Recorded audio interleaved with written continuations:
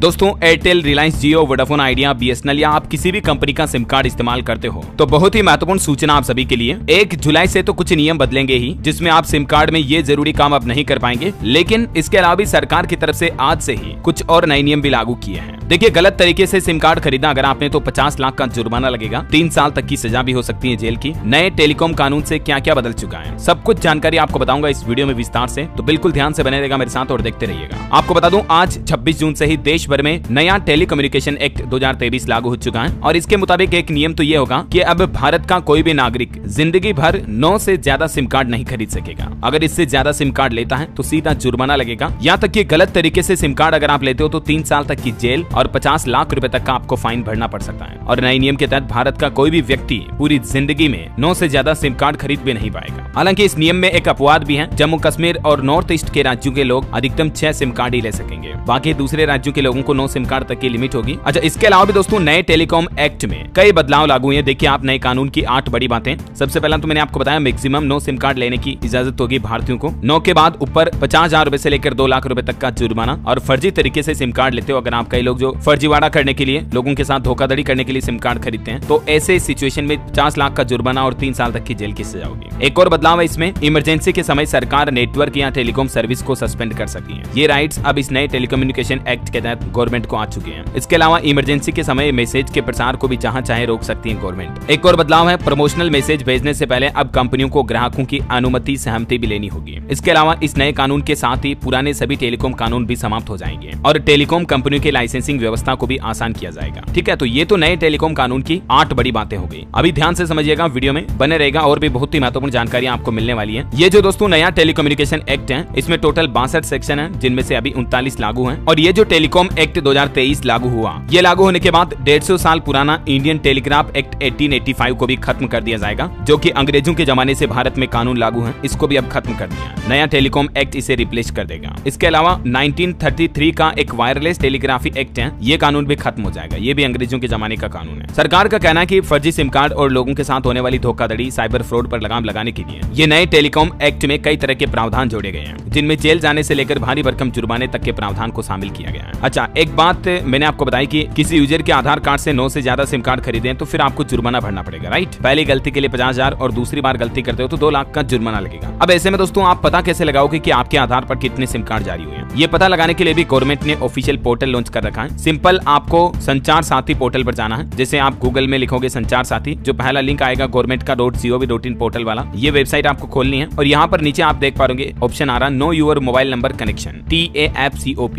इससे नीचे आओगे आप तो सिटीजन सेंट्रिक सर्विस के अंदर यहाँ पर आपको ऑप्शन मिलेगा नो योर मोबाइल कनेक्शंस। ठीक है, इस पे क्लिक करना। जैसे इस पे क्लिक करोगे आपके सामने एक नया पोर्टल खुलेगा, जिसमें आपको यहाँ पर अपना 10 डिजिट का मोबाइल नंबर इंटर करना है। यहाँ पर ये कैप्चा डालना, जो भी इमेज में टेक्स्ट आ रहे हैं, और यहाँ पर फिर आपको आपके मोबाइल नंबर पर जो OTP आएगा वो डालने का रहेगा। जैसे आप ये आपकी डिटेल्स इंटर करोगे, फिर आपके सामने एक नया पेज खुलेगा कुछ यूं। अभी मैंने मोबाइल नंबर मेरे डाले तो ये आप देख सकते हैं, मेरे सेम नंबर पर जिस आधार कार्ड पर मेरा नंबर इश्यूड है, उसमें टोटल 4 नंबर लिंक्ड है, या 4 नंबर उस नंबर से, मतलब उस आधार कार्ड से लिए हुए हैं। ठीक है, तो ये चारों आप मोबाइल नंबर देख सकते हैं। इनमें से अगर कोई मोबाइल नंबर आपका नहीं है तो आप नोट माई नंबर पर क्लिक करके रिपोर्ट भी सबमिट कर सकते हैं। अगर कोई नंबर आपको नहीं चाहिए तो नोट रिक्वायर्ड पे क्लिक करके भी आप रिपोर्ट कर सकते हैं। तो ये सब ऑप्शन आपको इस पोर्टल पर मिल जाएंगे, tapcop.sancharsati.gov.in पर। ठीक है, इसके अलावा सबसे महत्वपूर्ण एक और जरूरी बात यह है दोस्तों कि अगले महीने जुलाई की पहली तारीख से सरकार सिम कार्ड को लेकर कुछ और नियम बदलने जा रही है, 1 जुलाई से ही। और वो कौन से नियम है? ट्राई की तरफ से इन नियमों को भी लोगों की सुरक्षा को ध्यान में रखते हुए बदलाव किया जा रहा है। और अब एक बार फिर सिम कार्ड से संबंधित ये नियम बदलने वाले 1 जुलाई से ही। और ये नियम MNP यानी कि मोबाइल नंबर पोर्टेबिलिटी के संबंधित नियमों में बदलाव करने का फैसला किया।